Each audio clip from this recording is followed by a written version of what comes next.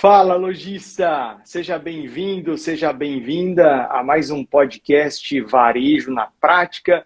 Hoje uma edição super especial, recebendo a CEO da Mallory aqui no Brasil, a Anete Castro. E eu quero já te dar boas-vindas, agradecer por você estar aqui. Se você está assistindo a gente no YouTube, lembra de se inscrever, apertando o botão que está aqui embaixo. Dá um like aqui já nesse vídeo. Se você está no Spotify, lembra de seguir a gente e depois compartilhar esse podcast com algum amigo, alguma amiga que é lojista. E se você está no Instagram, lembra de ativar as notificações. Eu sou o Dino Gueno, mentor de mais de 200 empresas do varejo brasileiro, autor do livro A Loja que Vende e criador do método Rede Milionária. E esse é o podcast Varejo na Prática, onde a gente compartilha estratégias para fazer a tua rede de lojas vender o próximo milhão. Hoje eu vou receber uma convidada sensacional, inspiradora aqui na gravação do podcast, que além de ser CEO da Mallory, também é uma fundadora e líder do movimento Mulheres do Brasil, que é a Anete Castro. Ela que é graduada em línguas modernas russa, francês, servo-croata, pela Durham University e mestre em gestão de pessoas pela Politécnica de Londres. E está aqui no Brasil há mais de 30 anos. Boa noite, Anete. Olá, boa noite. É um prazer estar aqui com você. Numa noite até especial, né? Porque até meia-noite nós vamos saber se vai ter redução de IPI ou não. Então, essa é a beleza do país que a gente está vivendo, não é isso? Sempre com o coração na mão, né, Anete? Pois, exatamente. Ô, Anete, pegando já esse assunto, o quanto a redução do IPI, na tua opinião, pode, de fato, impactar positivamente aí, no humor, né? Porque o IPI ele tem uma questão prática, que é realmente o desconto, mas também tem uma questão que é subjetiva, né? Que é deixar o consumidor um pouco mais animado para comprar, né? Exatamente. Na realidade, mas o grande problema é que o IPI está na cadeia. E a cadeia está estocada, né? Então, a gente acredita que tem no mínimo 70, 80 dias de estoque, tanto dentro das indústrias como dentro das lojas. Então, para isso chegar, a gente vai realmente levar um tempinho para acontecer. Existem alguns problemas com isso, como o que está acontecendo hoje. Hoje é o final do mês, a gente sabe aquela agonia, aquela ansiedade para todo mundo fechar o mês. E foi o pior momento de fazer isso, porque está todo mundo deixando de faturar, porque está com aquela esperança do IPI ser reduzido até meia-noite. Então, a gente está com alguns problemas ao longo da cadeia. Óbvio, a médio e longo prazo, tudo que se possa fazer para ajudar a movimentar a economia, e sobretudo a economia de base, é imprescindível no momento atual que a gente vive. Entretanto, é como você disse, deixa todo mundo com o coração na mão, porque realmente o momento é difícil, o momento é complexo, e o IPI, nesse momento, ele não afeta tanto o consumidor, mas ele afeta a indústria, o varejista, na cadeia, que realmente computa isso nas suas margens. Perfeito. Anete, a gente tem pela frente aí, né, nesse mês de abril, a gente está virando hoje, março para abril, e dentro de abril a gente tem o começo das campanhas de mães, né? Dentro do universo da Mallory, presumo eu que mãe seja uma das datas mais importantes, assim como é para o setor de eletromóveis no Brasil. E eu queria saber as tuas perspectivas. Eu sei que o varejo já comprou, vocês já entregaram ou estão terminando de entregar os pedidos para mães, mas como é que estão as perspectivas para esse ano? Bem, o Dia das Mães, para nós, na realidade, é a melhor data do ano. Ela passou a ser muito melhor até do que Natal, porque o Black Friday ela diluiu o efeito Natal. Então, o Dia das Mães realmente é a melhor data do ano. Ela não aconteceu plenamente ainda. Ela vai acontecer tarde. Essa discussão de IPI é uma das razões, então as pessoas estão esperando. Ela melhorou nos últimos 15 dias, melhorou um pouco o ânimo dos varejistas, mas em geral o que está acontecendo é as pessoas estão compondo margem, não estão comprando porque precisam. Eles estão compondo margem e comprando um adicional de alguma coisa que possa estar faltando, porque a maioria do nosso varejo não necessita de estoque para o Dia das Mães. Esse é o grande problema. A gente está com um acúmulo de estoques em todas as linhas, linha branca, linha marrom, portáteis, tudo. A gente está com um acúmulo de estoque desde o final do ano passado. Então, o que está acontecendo agora é uma negociação, que é uma negociação de melhorar a rentabilidade de um lado ou outro, um adicional de produtos, mas nesses últimos 10 dias o ânimo melhorou um pouquinho, sim. E isso é importante. Você acha que as medidas que o governo divulgou semana passada, que apesar de não ter efeito prático imediato, né, como, por exemplo, antecipação do 13º de pensionistas, liberação do FGTS, isso tudo vai ter um efeito daqui a algum tempo, né? Algumas coisas vão demorar até alguns meses para acontecer. Mas você acha que isso já mexeu um pouco com o humor do varejista? O varejista, eu costumo dizer que o varejista brasileiro ele é um bicho esquisito, né? Porque ele é determinado, ele é resiliente, ele acredita sempre. Então, qualquer coisa melhora o humor do varejista, que é muito bom, né? A gente tem um varejo valente da forma que a gente tem. Então, como eu falei, toda e qualquer medida que o governo faça para facilitar a vida do nosso consumidor, ajuda. Porque hoje o nosso consumidor final, na base, ele só tem dinheiro para comer e nem tem o dinheiro para o gás. Então, a gente está numa situação crítica, uma das piores situações que eu vi desde que eu estou na Mallory desde 2015. Eu acredito que nós estamos passando pelo pior momento para o nosso consumidor final, significa para o cidadão brasileiro, nós estamos passando pelo pior momento referente à sua qualidade de vida. Isso deixa ainda maior a responsabilidade de empresários locais, né, Anete, de terem ainda mais sucesso na sua inovação, na sua adaptação, porque eles são os maiores empregadores, né, do Brasil. O varejo brasileiro emprega 27% da mão de obra no Brasil, né? Então, essa dificuldade, é claro que o varejo por si só não vai resolver problemas sociais do Brasil, mas à medida que se gera mais emprego, que se tem mais sucesso no varejo, o impacto nas comunidades locais ele é muito importante, né? Para mim, o varejo brasileiro deveria ser muito mais considerado pela capilaridade que ele tem. E eu não falo do grande varejo, eu falo do pequeno e do médio varejo, porque ele chega na ponta de imediato. Ele pode financiar a ponta. Ele conhece a ponta. Então, ele tem uma capacidade enorme de melhorar a situação com muita rapidez. E como eu falei, normalmente os varejistas de médio porte, que normalmente são regionais, eles têm um conhecimento profundo do seu consumidor. Eles ainda trabalham no carnê, eles ainda trabalham com dinheiro, né? Que dinheiro está desaparecendo. Então, eles ainda falam a mesma língua da maior parte da nossa população. Então, eles são extremamente importantes nesse momento para justamente chegar na ponta e movimentar a ponta com mais rapidez. E eu diria que hoje, eles têm um momento de ouro para melhorar mais ainda o seu relacionamento com aquele consumidor que nunca passou tanta dificuldade como ele está passando nesses últimos anos.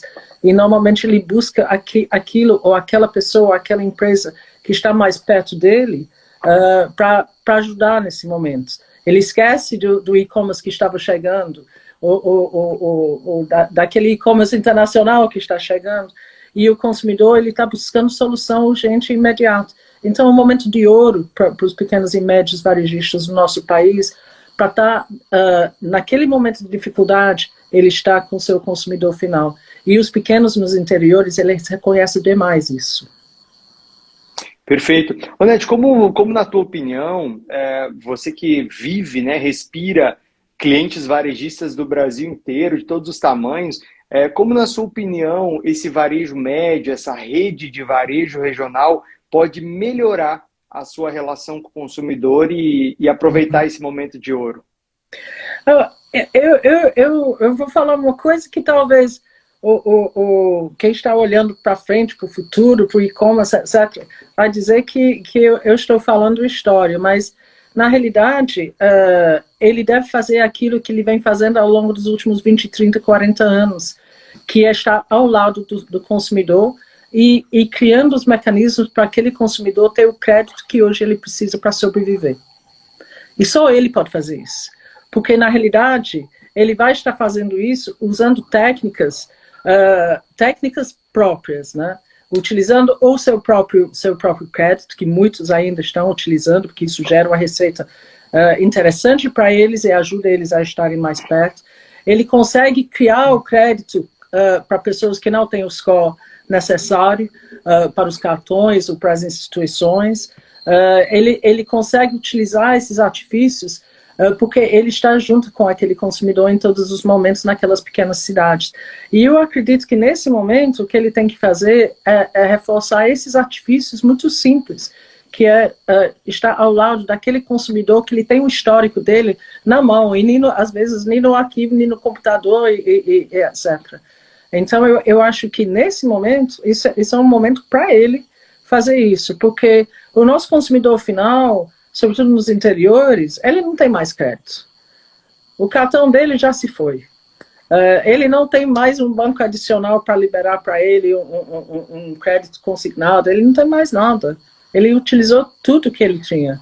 Então, ele vai depender justamente daqueles que estão ao lado dele. Eu acho que esse é o momento dele estar fisicamente mais perto. E eu percebi isso muito recentemente, vários dos nossos varejistas aqui no Ceará, acho interessante, abrindo lojas nos interiores, criando aquela folia que o brasileiro adora, né?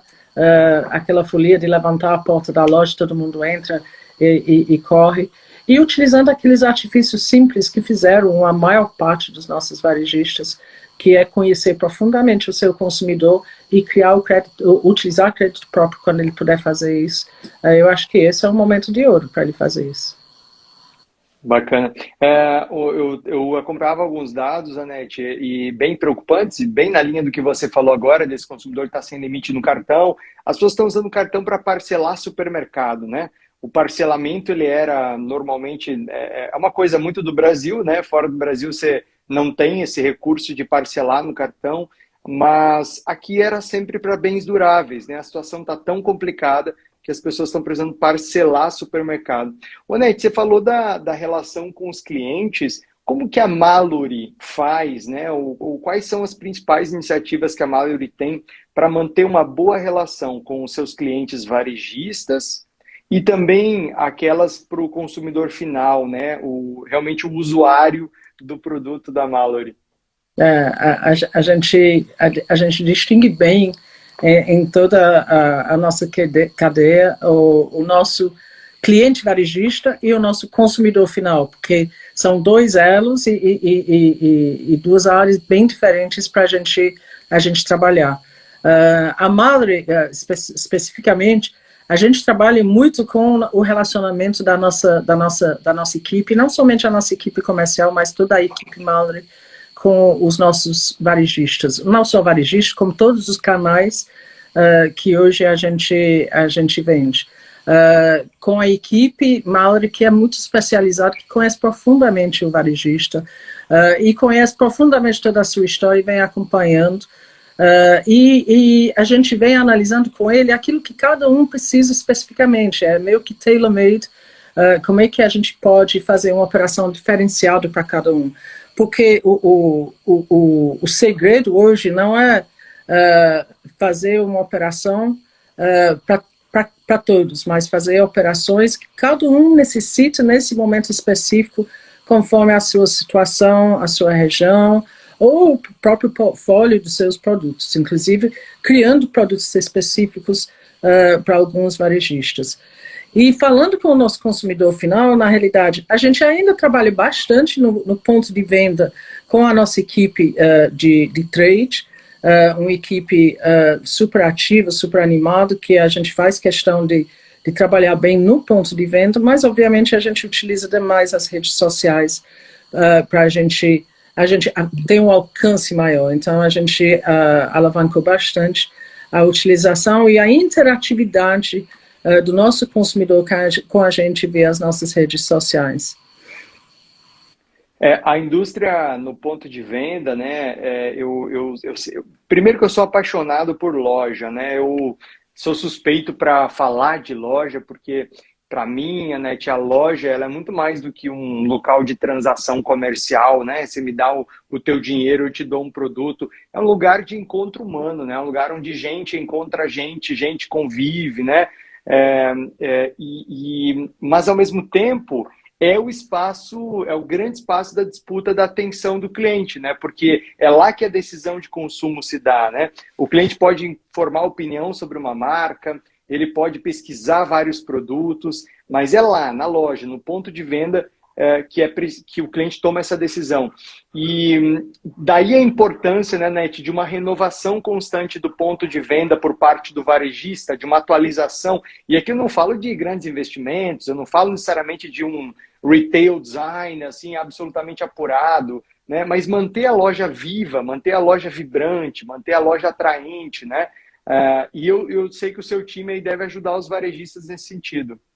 Às vezes a gente diz que o nosso time é mais do varejista do que a gente, porque na realidade ele precisa viver o varejista, a equipe de vendas do varejista, e cada um tem o seu estilo, seu nível de sofisticação, seu nível de desejo, a forma que ele deseja tratar o ponto de venda dele. Então é por isso que a gente precisa conhecer profundamente o DNA do nosso varejista. E obviamente trabalhar junto com ele para criar os mecanismos necessários para fazer a conversão. Online tem uma situação diferente. E quando está na loja, eu diria que ainda 75% das escolhas de marca, eles são feitos no ponto de venda mesmo, quando a pessoa bate na loja.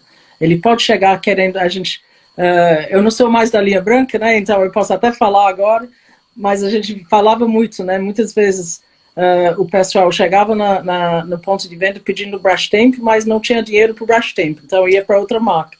Então quem mais pedia no ponto de venda era a marca líder, né? Naquilo. Então, mas eu acredito ainda que quem vai para o ponto de venda, a escolha da marca ainda é feita naquele momento por aproximadamente 75%. Nossa, incrível. Ô, Net, nos últimos meses, né, na verdade anos, com a própria pandemia, a gente viveu muitas transformações, né, que mexeram com a nossa rotina, mexeram com as nossas prioridades, né, e a gente sabe que sempre quando há uma mudança na sociedade, há uma mudança no consumo, porque o consumo ele é um reflexo de como a gente interage, né, na sociedade. Como é que a Mallory vem acompanhando e se antecipando para esses movimentos, para estar preparada para esse novo consumidor? O fato é que a gente precisa ser multidisciplinar, então multicanal em tudo que a gente está fazendo. Então, a gente tem um trato para o varejo físico, a gente tem um trabalho dirigido para o digital, para o e-commerce especializado, para o marketplace. Então, nesses últimos, eu diria, sobretudo nos últimos 3 anos, a gente vem focando especificamente cada canal com a sua necessidade. E quando a gente fala canal, hoje a gente tem muitos canais, não é simplesmente um canal varejo, atacado, home center, etc. Mas é um e-commerce, é um marketplace especializado, é um B2B, é um B2C. Então, como eu falei no início, o trabalho digital ele é extremamente dirigido e tailor-made para cada um que a gente está analisando. Como é que a gente pode interagir com aquela marca, com aquela rede naquela região. E muitas vezes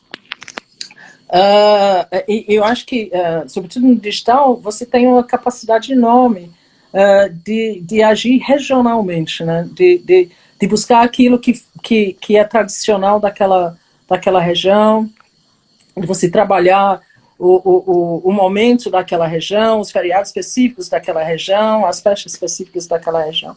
Então, o digital permite a gente trabalhar de uma forma muito tailor-made para cada região e cada rede, da forma que parece ser melhor para eles. Tem mais construção, tem mais trabalho? Tem. Só que o resultado, ele tem um alcance muito maior. Bacana. A pandemia mudou muitos hábitos também, né? E jogou o consumidor nessa situação hoje mais restritiva, com menos renda.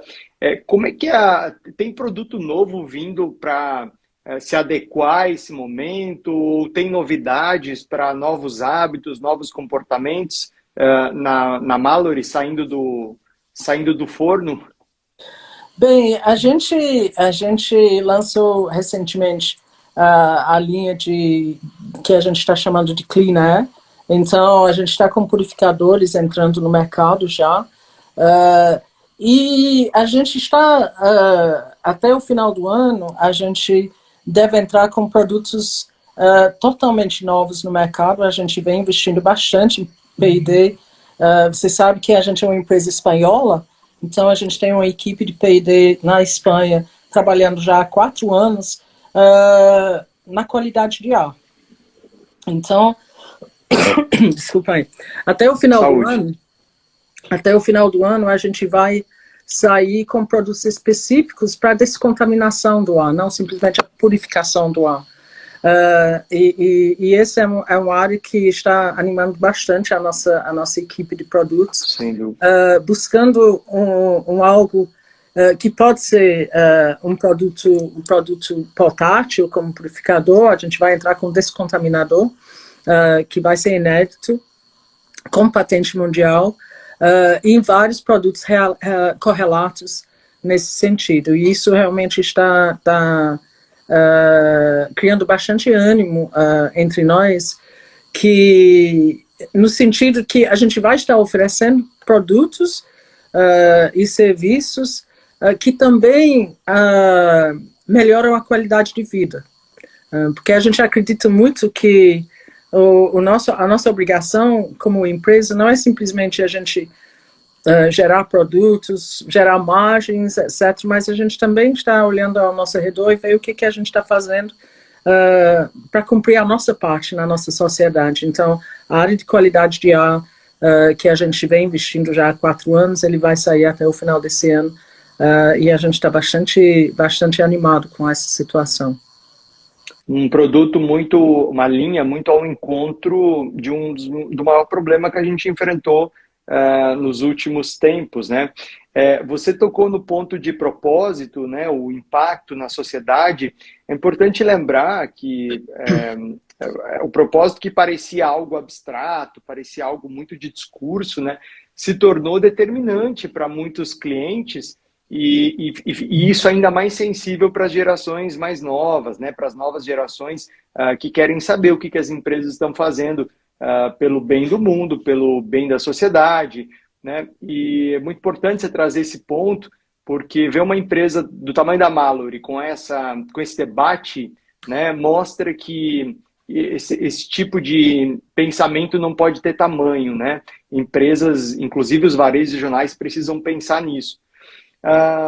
Anete, você falando em propósito, né? Eu queria saber do teu propósito, porque eu acompanho você é uma pessoa muito ativa em causas ligadas ao respeito, empoderamento da mulher, mas também a outras causas ligadas à economia regional, ao artesanato.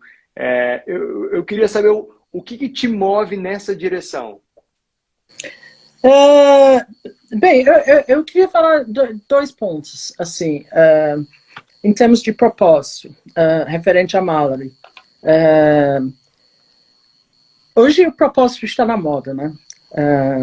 Eu acho até maravilhoso que os ODS vieram, ESG, então, quer dizer, o mercado financeiro abraçou isto, então, quando tem dinheiro, você impulsiona alguma coisa, então está impulsionando atitudes positivas, né?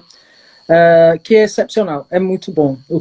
O movimento que a gente está vivendo e esse momento que a gente está vivendo. Mas para nós, na Mallory, o propósito ele faz parte do DNA da gente.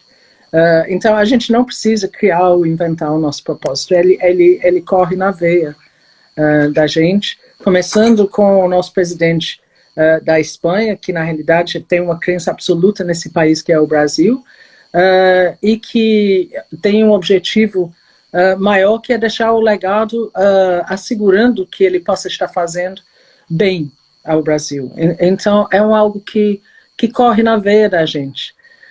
Quando eu falo do meu propósito, como vocês sabem, eu sou inglesa, eu cheguei aqui há quase 40 anos atrás agora, e eu me deparei pela primeira vez com algo que eu lia no livro, mas eu não sentia na realidade, que era a desigualdade social e a pobreza.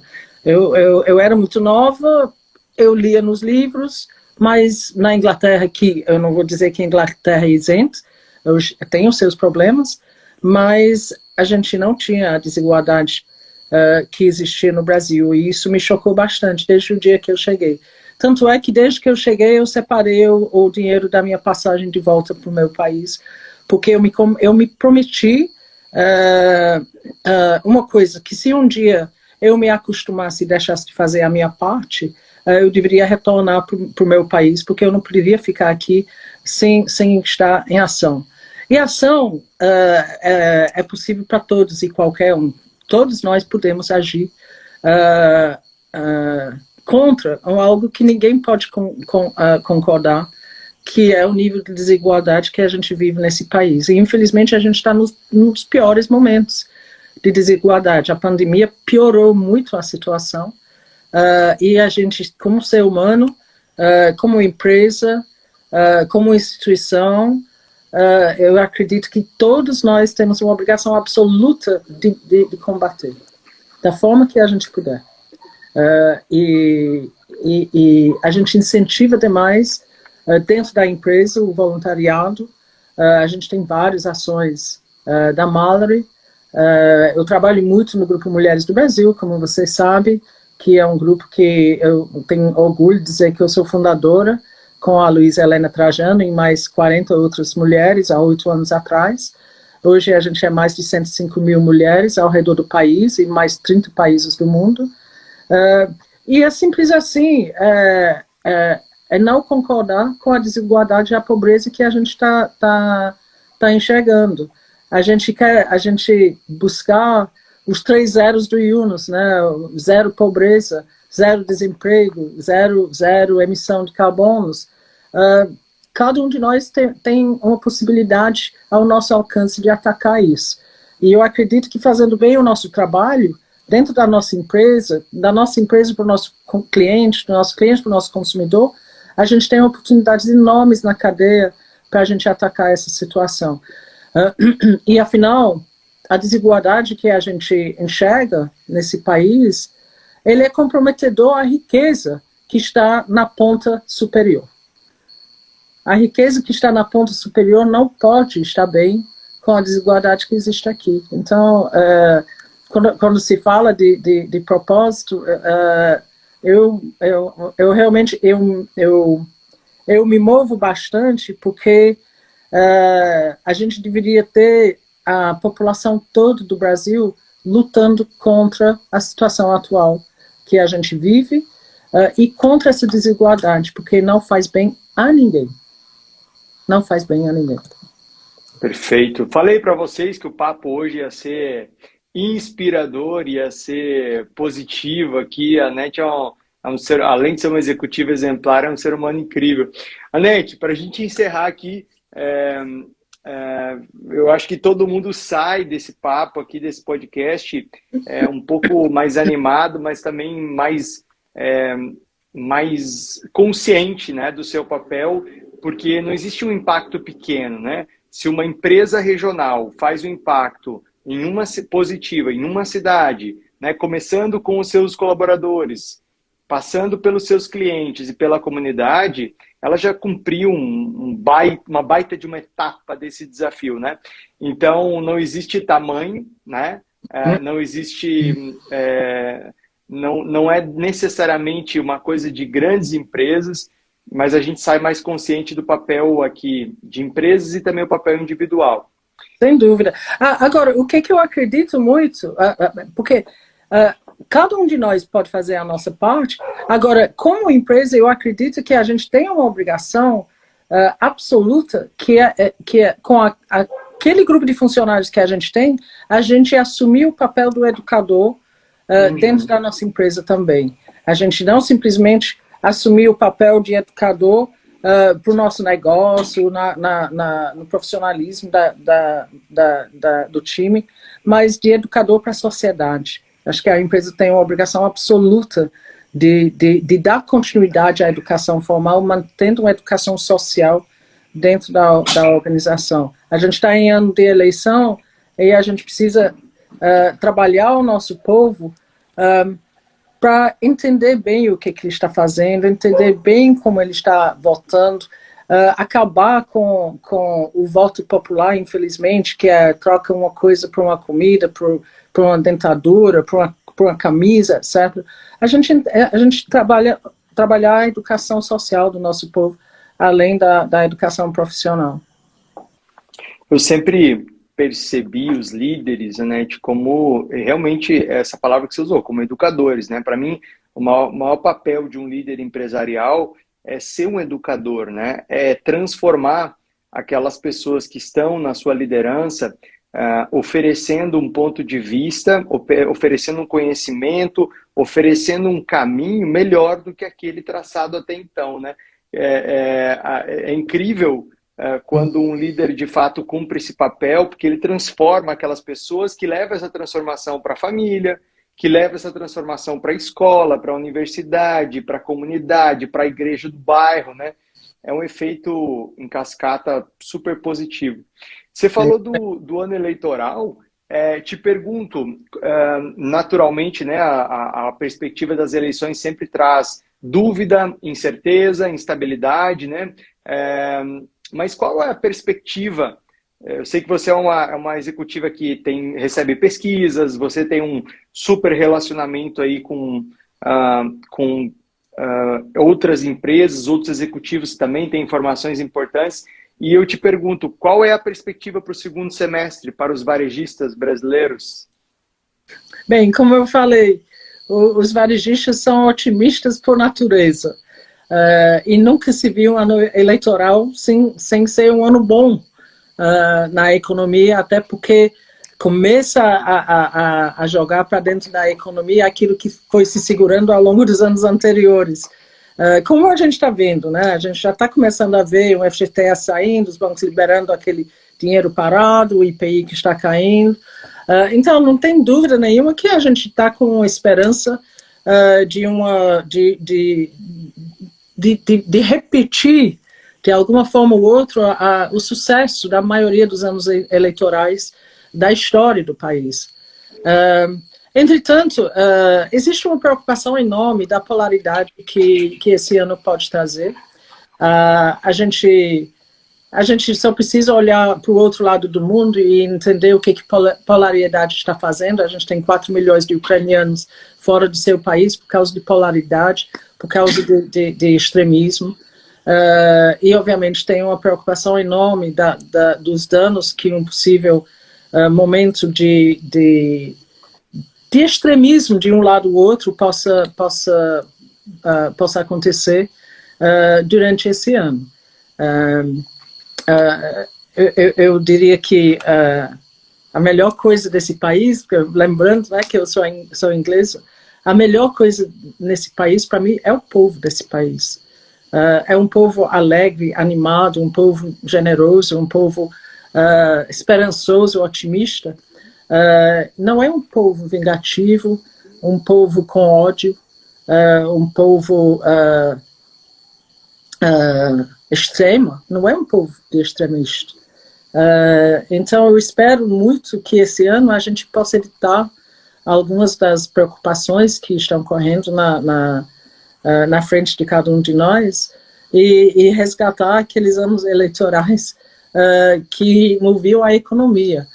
Porque, pelo menos, se fizer isso, vai ser muito bom para o nosso povo e, sobretudo, para o nosso povo na baixa escalão, que estão sofrendo muito. Então, espero que, para o ano eleitoral, a gente possa ter um ano mais manso, com menos ódio, e com mais dinheiro correndo na economia para movimentar a base para todo mundo, porque realmente, tanto o povo como as indústrias, como os empresários, os varejistas, todo mundo está precisando disso nesse momento. Muito bem, Anete de Castro, muito obrigado, Anete. Eu sei que você tem uma agenda super concorrida, a gente está aqui gravando à noite, já meio tarde, e mesmo assim você está disponível.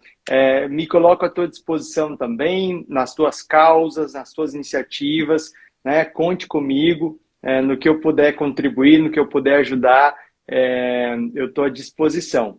E mais uma vez, obrigado por você estar aqui hoje. Tá ótimo, obrigado, um prazer também te conhecer. E a Mallory e eu, a gente está sempre junto. Muito bem. Para você, lojista, que acompanhou a gente em mais um podcast Varejo na Prática, muito obrigado. Lembra de deixar o seu comentário aqui embaixo, se inscrever no nosso canal e acompanhar nossa programação semanal de podcasts. Uma boa noite, até a próxima, fique com Deus. Tchau, tchau. Obrigado, Nete. Tchau, tchau. Tchau, tchau.